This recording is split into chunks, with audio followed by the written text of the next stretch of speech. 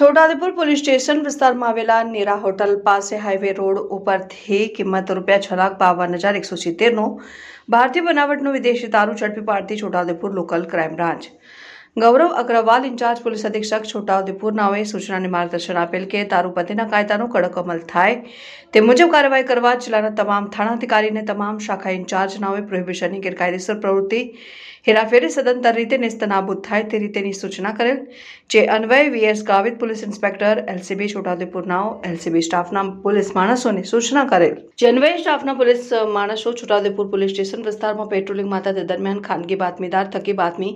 હકીકત મળેલ જે હકીકતના આધારે છોટાઉદેપુર પોલીસ સ્ટેશન વિસ્તારમાં આવેલ નીરા હોટલ પાસે હાઈવે રોડ ઉપરથી ભારતીય બનાવટનો વિદેશી દારૂ કિંમત ₹6,52,170નો મુદ્દામાલ થતા હેરાફેરી કરવા